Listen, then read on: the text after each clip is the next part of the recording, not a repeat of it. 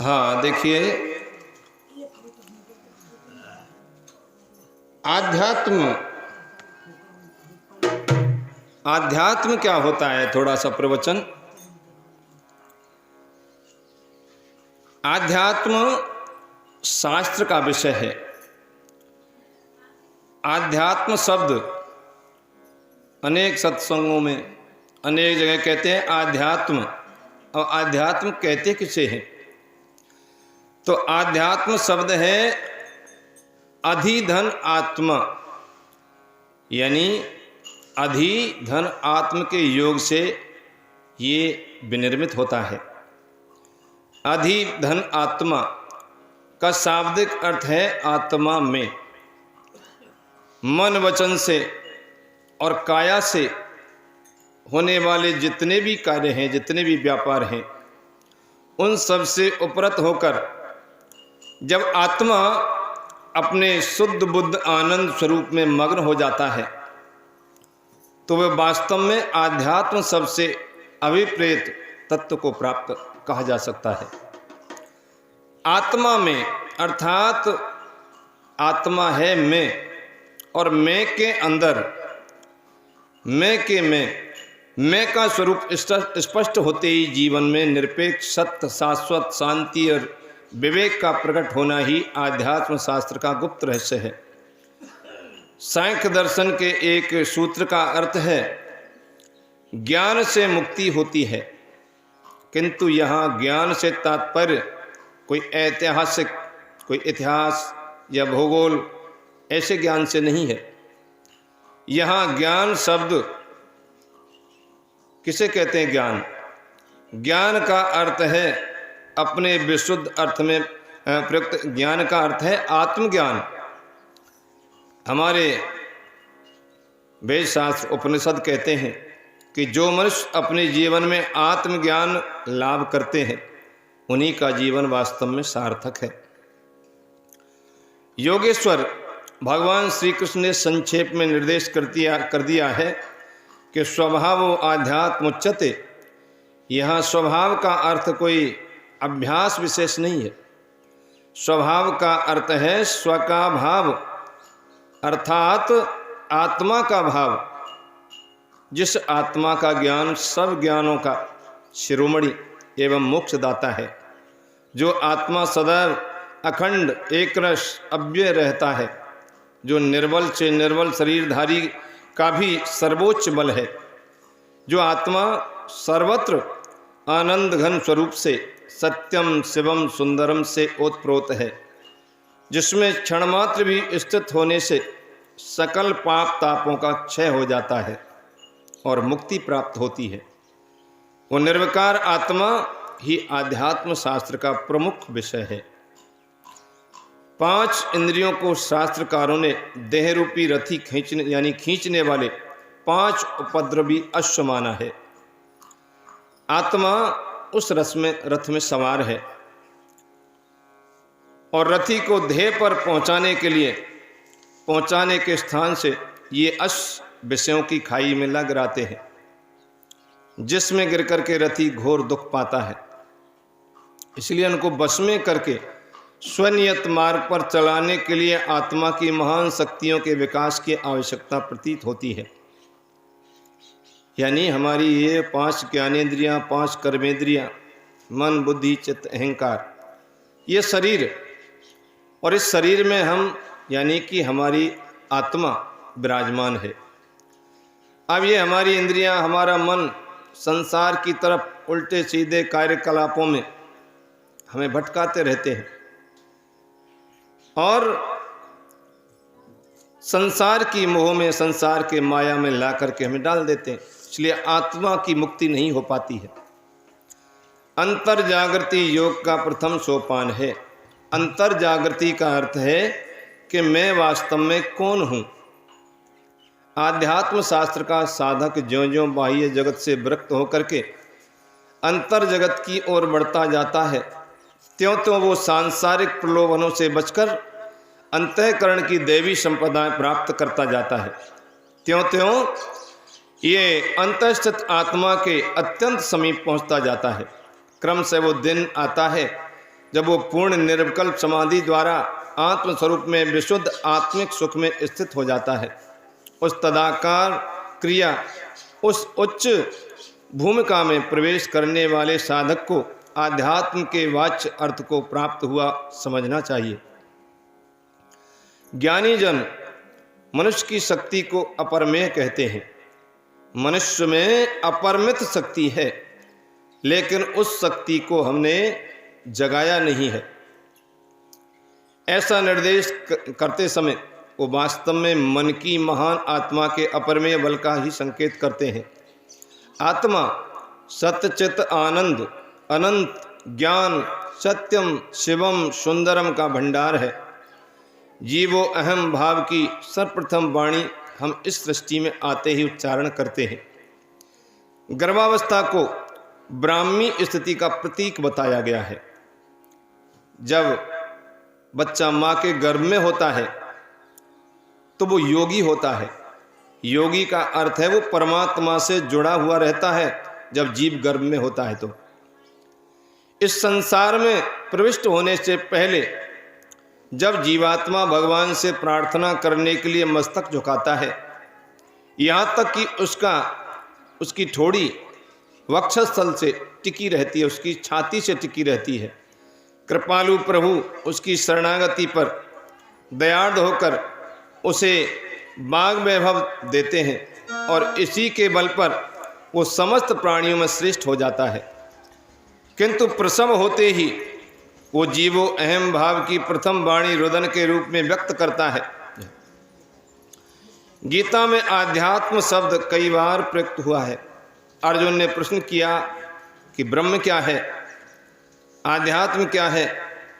उत्तर में भगवान श्री कृष्ण ने कहा कि अक्षर जो क्षरता नहीं, घटता नहीं, बढ़ता नहीं, अपरिणामी है, त्रिकाल में है, एक रस है, निर्विकार है, वास्तव में वही ब्रह्म है।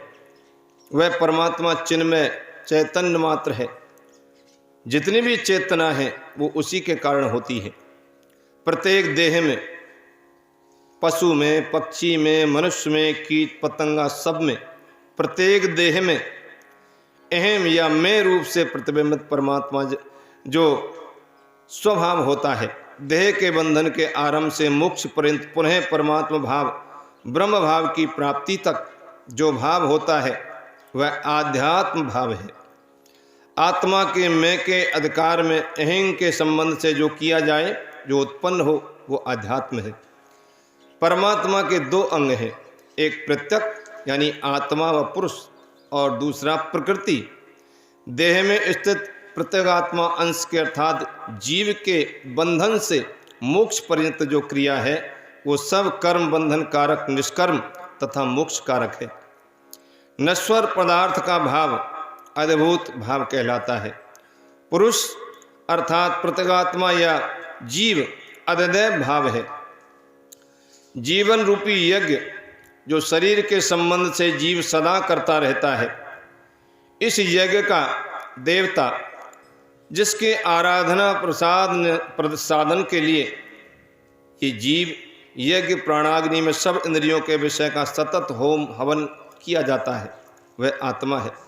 जो कुछ भी वस्तु प्रिय है वो आत्मा के लिए ही प्रिय है।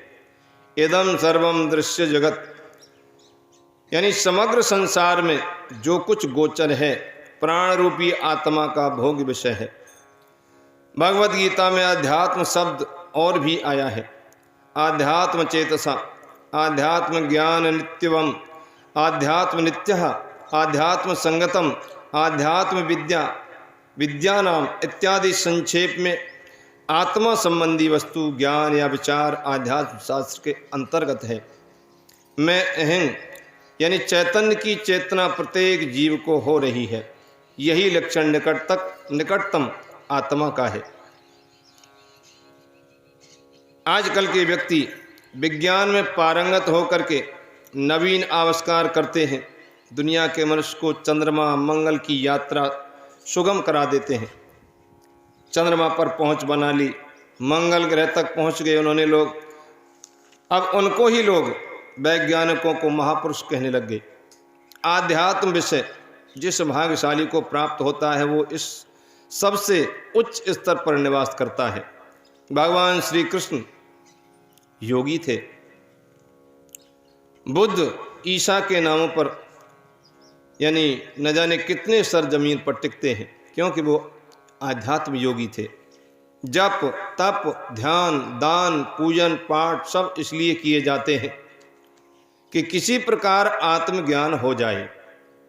यानी हम माला फेरते हैं, तप करते हैं, ध्यान करते हैं, समाधि लगाते हैं, दान देते हैं, भगवान की पूजा करते हैं, रामायण पाठ करते हैं, कथा करते हैं, कीर्तन करते हैं, सत्संग करते हैं। किसके लिए करते हैं? कि हमें आत्मज्ञान हो जाए, भगवान क्या है, आत्मा क्या है, इस चीज़ का पता चल जाए। मैं खाता हूँ, पीता हूँ, चलता हूँ, बोलता हूँ, सब कहते हैं, लेकिन मैं खाता हूँ, अब खा कौन रहा है? हाथ से खाना मुंह में जा रहा है, मुंह में से पेट में जा रहा है। अब इससे तृप्त कौन हुआ? आत्म तृप्ति यानी वही आत्मा के लिए। जब तक ये जीव आत्मा हमारे शरीर में विराजमान है तब तक हम सुन सकते हैं, बोल सकते हैं, देख सकते हैं, महसूस कर सकते हैं। और जब ये जीवात्मा, ये आत्मा शरीर में से निकल जाता है तो किसी भी चीज़ का यानी वो शरीर मृत हो जाता है। यानी शरीर की इंद्रियां ज्यों की त्यों हैं, लेकिन इंद्रियों की ताकत उसी आत्मा के साथ में चली गई। जब तक हम जीवित हैं तब तक हम कह सकते हैं कि मैं चल रहा हूँ, मैं सो रहा हूँ, मैं खा रहा हूँ, पी रहा हूँ। वो मैं आत्मा क्या है? यानी इस शरीर में से निकलने वाली जो ताकत है, ऊर्जा है, शक्ति है, वो क्या है? ये जिज्ञासा उत्पन्न हो जाती है कि हम जीते जी हम बैठे हुए हैं और फिर भी अपने से दूर हैं, अपने आप को नहीं जानते हैं। अपने आप को केवल इतना ही जानते हैं कि इस शरीर का नाम ये है, इस शरीर का नाम ये है, लेकिन वो तो शरीर का नाम है। इस शरीर में से जो कुछ निकलता है या फिर जो इस शरीर में इस समय है उसको हम नहीं देख पा रहे, उसी को आत्मा कहते हैं। और इसी का अनुभव हमें इस जीवन में करना है। जो आत्मा है वही परमात्मा है। जिस समय मैं आत्मा हूं, ये बात हमारी समझ में आ जाएगी, उसी समय अहम ब्रह्मास्मि का वास्तविक अभिप्राय भी स्पष्ट हो जाता है। उसी समय ये महावाक्य सार्थक होता है जब साधक ब्रह्मानंद में डूबा हुआ होता है। तुम्हारा जीवन अंतर्वेदना को आमंत्रित करते रहने के लिए नहीं है।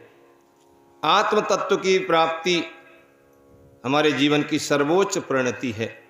जब तक हमें अपने आप का पता नहीं चल जाए, भजन के द्वारा, कीर्तन के द्वारा, विचार के द्वारा, कैसे भी कि मैं कौन हूँ, जब हमें अपना पता चल जाएगा तो भगवान भी मिल जाएंगे। जब तक हमें हमारा ही पता नहीं है कि मैं कौन हूँ, कहाँ से आया हूँ, क्या कर रहा हूँ, तो परमात्मा कहाँ से मिलेंगे?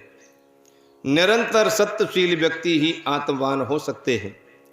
आज के युग में मनुष्य उद्विग्न है, बेचैन है, परेशानियों से घिरा हुआ है, वासनाओं की परतंत्रता में छटपटा रहा है। अच्छा भोजन मिले, स्वाद, नमक, मिर्च, मीठा जैसा भी पसंद है ऐसा मिले। बाकी ऐसी भावना किसी के अंदर नहीं होती कि चाहे नमक मत हो, मिर्च मत हो, चाहे मीठा मत हो, बेस्वाद हो, कैसा भी हो, केवल पेट भरना चाहिए। केवल पेट भरने से मतलब ऐसा विचार नहीं है, क्योंकि वासनाओं में घिरे हुए हैं। हमें तो भोजन में स्वाद आना चाहिए। नमक कम रह जाएगा या नमक ज़्यादा हो जाएगा तो हम उस खाने को नहीं खाएंगे।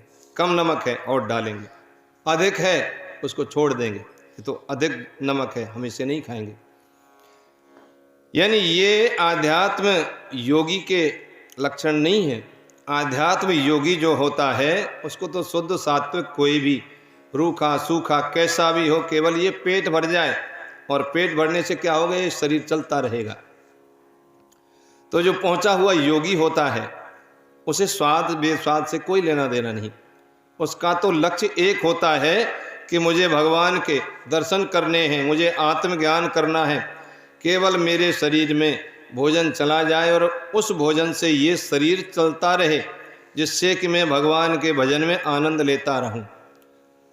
वासनाओं की परतंत्रता में सब छटपटा रहे हैं। अच्छा संगीत सुनने को चाहिए, कानों को कर्णप्रिय लगे। जिह्वा से जो कुछ हम देखेंगे, अनुभव करेंगे, उसी का उच्चारण करेंगे, वैसे ही हमारे विचार बन जाएंगे। आँखों से, कानों से, यानी जो भी जिन भी वासनाओं में हम, काम में, क्रोध में, मद में, लोभ में, मोह में, इन वासनाओं में हम फंसे हुए, तो हम परतंत्र हैं, इंद्रियों के परतंत्र, यानी हम स्वतंत्र नहीं हैं। इंद्रियों ने, मन ने, बुद्धि ने हमको बांधे हुआ है। ये हमारा मन, हमारी बुद्धि, हमारी इंद्रियां परमात्मा तक पहुंचने में हमें रोकती हैं। इन इंद्रियों ने, मन ने हमें बांध रखा है। ये इंद्रियां, ये मन कहता है कि संसार में ही रहो, परमात्मा की तरफ मत चलो। इसका प्रधान कारण आत्मबल का अभाव है। क्यों हम भगवान की भक्ति नहीं कर पाते? क्योंकि आत्मबल नहीं है। हमारे मन का बल अधिक है, मन हमारे ऊपर हावी है, इंद्रियां हमारे ऊपर हावी हैं, आत्मा हमारी दबी हुई है। आत्मबल को जगाना, जब आत्मबल हम जगाएंगे तो परमात्मा की भक्ति में हमारा मन लगेगा। आत्मबल विहीन पुरुष जीवित पुरुष की श्रेणी में नहीं आ सकता। जिसके अंदर आत्मबल नहीं है वो जीवित पुरुष की श्रेणी में नहीं है, वो तो मरा हुआ है। यदि कोई व्यक्ति इसी देह के साथ शीघ्रता से उच्च पद पर स्थित होना चाहता हो तो वो आध्यात्म शक्ति संपन्न महापुरुषों के सत्संग को, सुसंग को प्राप्त करने का प्रयत्न करे। आत्म तत्व की प्राप्ति का अंतिम फल जीवन मुक्ति है। आत्म तत्व यदि हमने प्राप्त कर लिया, अपनी आत्मा को हमने जान लिया, अपने आप को हमने जान लिया, तो यही जीवन मुक्ति है और यही इस जीवन का फल है।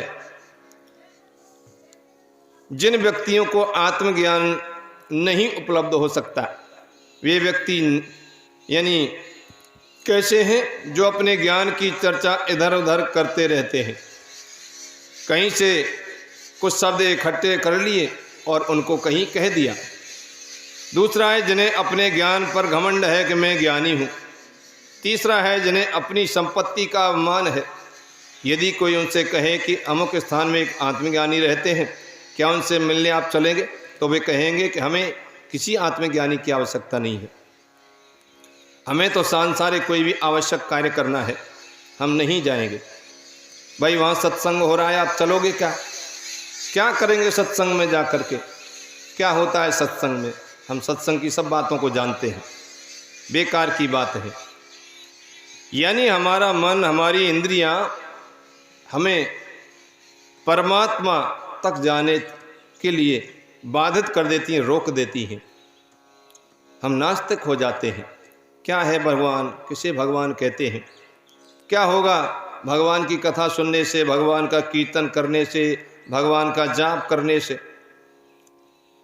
लेकिन अपने मन में सोचते हैं हम तो बड़े विद्वान हैं, हमसे ज़्यादा बढ़कर के तो कोई जानता ही नहीं, उनसे मिलकर क्या लाभ होगा, सत्संग में जाकर क्या लाभ होगा, भगवान की कथा सुनने से क्या लाभ होगा। ऐसे स्वार्थी, ऐसे जो लोग होते हैं आत्मा का बोध नहीं कर पाते, फलतः पूरी आयु पर्यंत दुखी रहते हैं और इस संसार से चले जाते हैं। आध्यात्म जगत में प्रविष्ट होते ही साधक उस उच्च ज्ञान की सृष्टि में प्रवेश करता है जहाँ अनंत शक्ति, अक्षय प्रेम, सद्भाव और आत्मभाव की प्रधानता है। ऐसा आत्मज्ञानी प्रत्येक में अपने ही आत्मा का दर्शन करता है। यानी जैसे मेरे अंदर आत्मा है, वैसी ही आत्मा सब जीवों में, सब लोगों में, हर वस्तु में वो ही है। जो मैं हूं वही और लोग हैं, क्योंकि जो जीवात्मा है वो मेरे अंदर है, जिससे मेरा शरीर चल रहा है वही जीवात्मा, वही आत्म तत्व सबके अंदर विराजमान है। ऐसा आत्मज्ञानी प्रत्येक में अपने ही आत्मा का दर्शन करता है। वो आत्मा को शरीर से अलग समझता है और सांसारिक वस्तु की नश्वरता से विदित हो जाती है। आत्मनिरीक्षण द्वारा कुप्रवृत्तियों को पहचान कर वो निरंतर उनसे युद्ध करता है। चित्त की समझ वृत्तियों को केवल एक आत्म तत्व पर केंद्रीभूत करता है। उसकी बुद्धि परमार्जित होने के कारण उसे आध्यात्म पथ में निरंतर उत्साहित करती रहती है। आत्मा की पवित्रता के कारण उसे जीवन मुक्त कहते हैं, यानी जीते हुए भी मुक्त, जीते जी मुक्त। जीवन मुक्त पुरुष कभी पराधीन नहीं होते। आध्यात्म विद्या स्वतंत्रता की माता है। इसलिए आध्यात्म ज्ञानी होना बड़ी कठिन बात है। ज्ञान मार्ग कृपान की धारा, गिरत खगेश न लागई बारा। यानी आध्यात्म और भक्ति, ज्ञान योग और भक्ति योग या कर्म योग, दोनों ही एक ही बात है। यहाँ भक्ति के द्वारा भगवान की प्राप्ति की जाती है, वहाँ ज्ञान के द्वारा। ज्ञान क्या है? ज्ञान है कि नेत्रों को बंद करें, किसी सच्चे गुरु के, पूर्ण गुरु के सानिध्य में जाएं, नेत्र बंद करें, गुरु की सन्निधि में अपने अंतर में, अपने हृदय में विराजमान आत्मा के दर्शन करें। हजारों साल लग जाते हैं, योग साधना करते करते नहीं बात बन पाती है। आत्मज्ञान करना, अपने आप को जानना, अपने आप को पहचाना, अपने अंदर बैठी हुई आत्मा को देखना, उसका अनुभव करना बहुत कठिन बात है। ये तो हुआ ज्ञान मार्ग। और भक्ति मार्ग, भक्ति मार्ग कहता है कि अपने आप को भूल जाओ और सारा संसार ही भगवान का रूप है। पूरा संसार ये भक्ति है।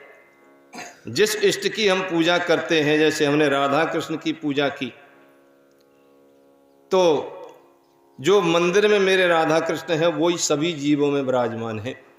वही भगवान श्री कृष्ण सबके अंदर विराजमान है। सब सारा संसार प्रभु व्यापक सर्वत्र समान, सारा संसार भगवान का ही रूप है। ऐसा अनुभव जो करता है वो भक्त है। और जो मंदिर में तो पूजा करके आया है और बाहर आकर के दूती चुगली, ईर्षा, द्वेष, ये फलाना ऐसा वो ऐसा वो ऐसा, तो इसे भक्ति थोड़ी कहते हैं। भक्त तो वो होता है कि जिस ठाकुर जी की मैं मंदिर में पूजा करके आया हूँ, वही ठाकुर जी इन सब जीवों में, जो कुछ हमें दिखाई दे रहा है वो भगवान मेरे सारे संसार में है। ऐसा मान करके संसार में व्यवहार करे तो वो है भक्ति। भक्ति कोई सरल चीज़ नहीं है करना। ज्ञान भी सरल नहीं है, भक्ति भी बहुत कठिन है, ज्ञान भी बहुत कठिन है। लेकिन यदि हम अपने अंदर मान करके बैठे तो कठिन है। यदि हमारे अंदर ज्ञान है, सत्संग पहुँचे हुए गुरुओं की शिक्षा को हमने ग्रहण किया है, तो बहुत सरल है। क्योंकि भगवान सरल है और सरल तरीके से ही उनको प्राप्त किया जा सकता है। तो ये है आध्यात्म, आत्मा का दर्शन, आत्मा का अनुभव। बहुत ही कठिन चीज है।